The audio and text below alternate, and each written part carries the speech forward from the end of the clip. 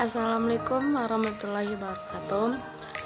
Perkenalkan, nama saya Anissa Ningsih, NIM 21231119, kelas IPA B dari Prodi Pendidikan IPA. Di video kali ini saya akan menjelaskan tentang tugas fisika mengkomunikasikan laporan virtual lab gerak peluru dan laporan lab hukum 2 Newton dengan dosen pengampu DRA Murtiani MPD. Laporan analisis percobaan gerak peluru. 1. Dengan tujuan percobaan, yaitu menentukan pengaruh perubahan kecepatan awal terhadap jangkauan horizontal terjauh. 2. Menentukan pengaruh perubahan sudut elevasi terhadap jangkauan horizontal terjauh. 3. Menentukan pengaruh ukuran peluru terhadap jangkauan horizontal lintasan terjauh. 4. Mempresentasikan laporan hasil analisis terkait percobaan gerak peluru. Selanjutnya, kompetensinya. Mahasiswa mampu menentukan pengaruh perubahan kecepatan awal, sudut elevasi, dan ukuran peluru terhadap jangkauan horizontal terjauh, serta mengolah data hasil pengukuran menggunakan angka berarti. Selanjutnya, teori dasar. Gerak sebuah peluru dipengaruhi oleh percepatan gravitasi G dengan arah vertikal ke bawah. Pada arah horizontal, percepatannya sama dengan 0. Misalkan, sebuah peluru ditembakkan dengan kecepatan awal V0 dan arah membentuk sudut elevasi θ terhadap garis horizontal. Secara umum, persamaan gerak peluru dalam arah sumbu X adalah X sama dengan V0 cos θ dikali T. Fx sama dengan V0 X cos θ. Ax sama dengan 0, yaitu dengan persamaan 1. Dan dalam arah sumbu Y adalah Vy sama dengan V0 sin θ dikurang Gt. Y sama dengan V0 sin θ T dikurang Gt merupakan persamaan 2. Benda mencapai titik tertinggi pada saat Vy sama dengan 0, sehingga waktu yang diperlukan untuk mencapai titik tertinggi adalah T sama dengan V0 sin θ per G, merupakan persamaan 3. Dengan demikian, dapat pula ditentukan titik tertinggi yang dapat dicapai peluru, yaitu Y maksimal sama dengan V0 pangkat 2 sin 2 θ per 2G merupakan persamaan 4. Sedangkan jarak terjauh secara horizontal yang dapat dicapai peluru adalah R sama dengan V0 pangkat 2 sin 2 θ per 2G merupakan persamaan 5. Dapat dilihat pada gambar 1, di mana Y maksimal dan R berturut-turut adalah titik tertinggi dan titik terjauh yang dapat dicapai oleh peluru. Berikut gambarnya untuk lintasan gerak peluru. Berikut alat dan bahan. 1. Komputer atau laptop atau HP Android. 2. Software simulasi projective motion and 3. Jaringan internet. Selanjutnya, prosedur kegiatan. A. Tahap persiapan. Yang pertama, 1. Buka laptop atau netbook. 2. Hidupkan laptop atau netbook. 3. Pastikan laptop yang digunakan memiliki aplikasi Java, Flash, dan Micromedia Flash. 4. Carilah tempat di mana software aplikasi projective motion disimpan. 5. Observasi aplikasi projective motion. Selanjutnya, percobaan kedua. B. Pengaruh perubahan kecepatan awal terhadap jangkauan horizontal terjauh. Yang pertama, bukalah aplikasi projective motion pada komputer atau laptop yang telah dilengkapi dengan aplikasi Java. 2. Aturlah terlebih dahulu diameter dan massa peluru dan atur kondisi tanpa hambatan udara atau air resistensi. 3. Kemudian atur sudut elevasi peluru konstan pada kemiringan 450. 4. Selanjutnya variasikan kecepatan peluru. 5. Amatilah perubahan kecepatan awal peluru terhadap jangkauan horizontal. 6.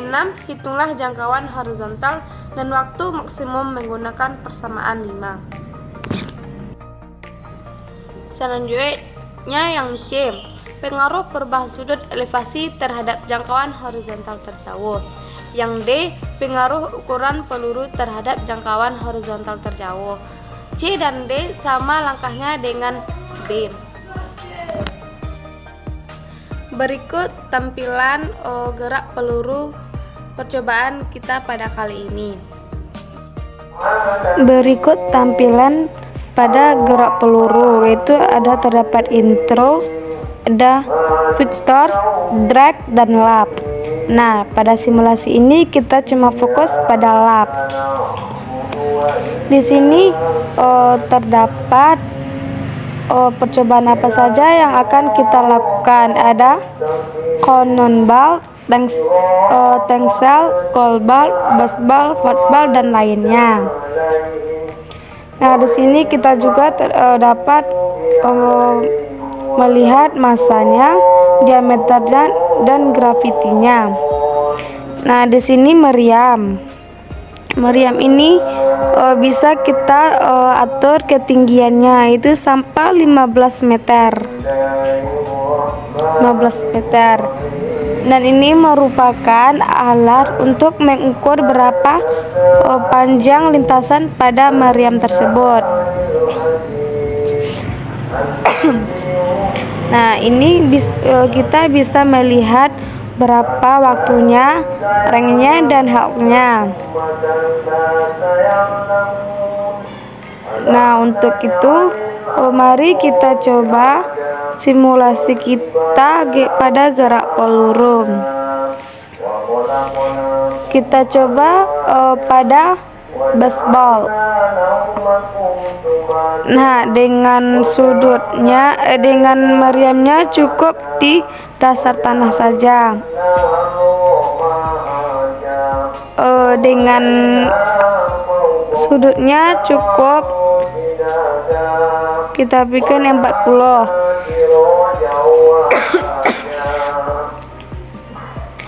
Dan finalnya kita bikin 18 meter per second. Nah, kita coba pada tembakan meriamnya. Nah, beginilah gambaran pada gerak peluru. Kita lihat berapa waktunya, rangenya, dan haltnya. Itu dengan waktu 1,15 sekon dan rangenya 16,15 meter dan naiknya 6,54 meter. Nah, maka kita lihat lengkungan pada gerak peluru tersebut. Mari kita ukur berapa panjangnya. Nah, dengan panjang lintasan 28,3 meter dan kita lihat pada alat ini. Nah, dengan waktu 0,89 sekon dan rangenya 14 meter dan height-nya 3,88 meter. Nah, dengan massa 17,60 kg dan diameter 0,18 meter. Lanjut kita percobaan kedua, yaitu dengan sudut elevasi meriamnya 34 dengan kecepatan awalnya 30. Tidak cukup dengan 12 saja. Nah, kita coba tembakkan. Nah, maka dapat berkejauhan 15,9 meter. Selanjutnya percobaan ketiga dengan sudut 40 dengan kecepatan awalnya kita bikin 20. Nah, maka kita tembakkan. Nah, dengan lintasannya itu sejauh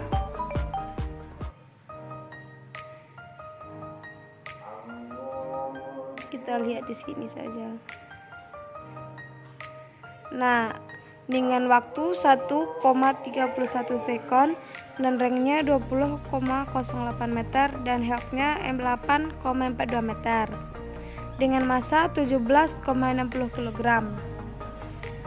Nah, percobaan selanjutnya kita coba pada sudut meriamnya 33 dengan kecepatannya kita bikin cuma 12. Nah, kita tebakkan meriam tersebut. Nah, maka dapat lengkungannya seperti ini dengan dengan waktu 0,7 sekon dan rank 0,4 meter dan helpnya 2,17 meter. Nah, seperti itulah cara kerja simulasi pada gerak peluru. Selanjutnya pada hukum 2 Newton. Dengan tujuan percobaan yaitu mengetahui hubungan antara gaya diberikan pada benda dengan percepatan gerak benda, mengetahui hubungan antara massa benda dengan percepatan gerak benda.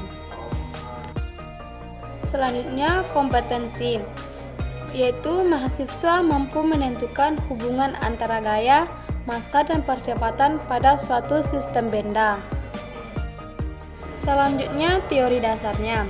Dalam hukum 2 Newton kita telah belajar bahwa jika tidak ada gaya yang bekerja pada sebuah benda, maka benda tersebut akan tetap diam, atau jika benda tersebut sedang bergerak, maka benda tersebut tetap bergerak dengan laju tetap pada lintasan lurus.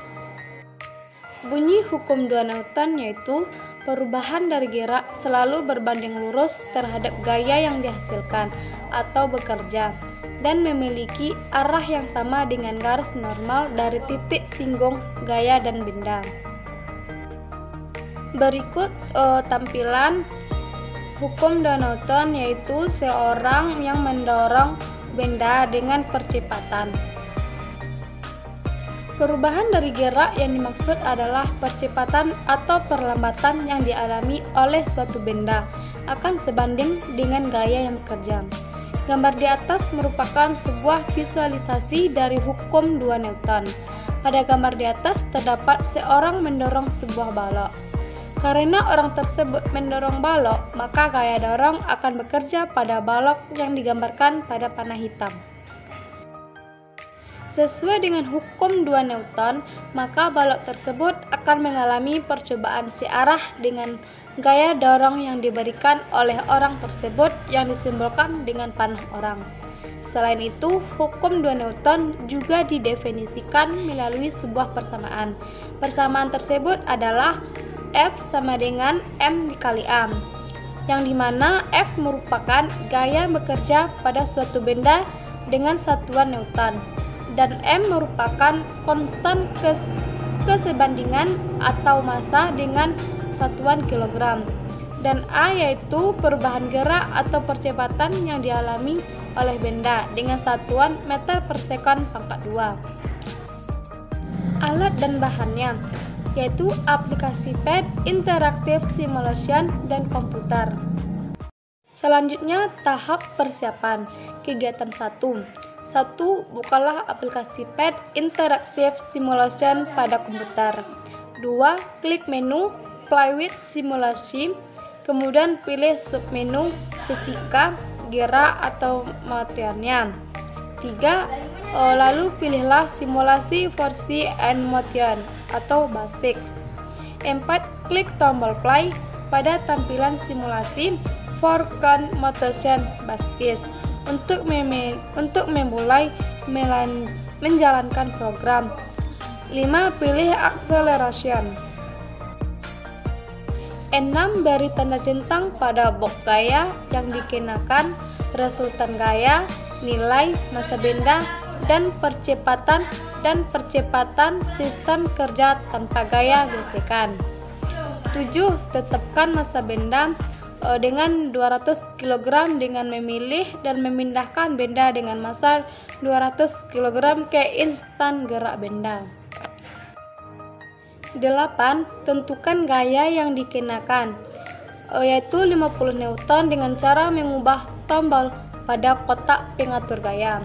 9. Lakukanlah langkah nomor 8 dengan mengganti nilai gaya menjadi 100 Newton, 150 Newton, 200 Newton, dan 250 Newton.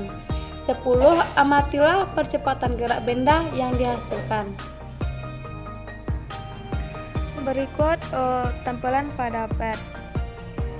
Nah, di sini hukum 2 Newton. Di hukum 2 Newton tersebut ada penjumlahan gaya, gerak, gesekan, dan percepatan. Maka di percobaan kali ini kita cuma fokus pada percepatan saja. Nah, kita klik pada percepatan. Di sini sudah tampak tampilannya, yaitu pada yang warna kuning ini terdapat jumlah gas, nilai, massa, kecepatan, dan percepatan. Nah, semua itu kita beri centang kecuali pada kecepatan karena kita cuma fokus pada percepatannya saja. Di sini yang ini merupakan suatu massa yang akan kita simulasikan. Ada di sini dan ini pun juga. Ini merupakan gaya yang kita berikan. Di sini kita bisa menentukan percepatan suatu simulasi yang kita lakukan. Di sini kita bisa menentukan gesekannya pada besar atau tidak ada. Nah, pada ini ada suatu on dan off untuk memulaikan simulasi. Nah, kita coba pada massa 50 kg dengan Newton 50 dengan gayanya 50 Newton. Kita mulai percobaan tersebut.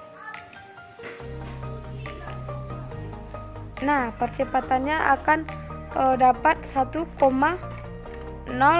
meter per second pangkat 2. Selanjutnya percobaan kedua yaitu dengan massa 50 kg dengan Newton dengan gayanya 100 Newton. Nah, kita coba. Nah, maka dapat percepatannya 1,0 meter per second pangkat 2. Selanjutnya percobaan ketiga, kita coba 40 kg dengan Newton 100 dengan gayanya 150 Newton. Kita coba. Nah, maka percepatannya kita dapat 3,75 meter per second pangkat 2.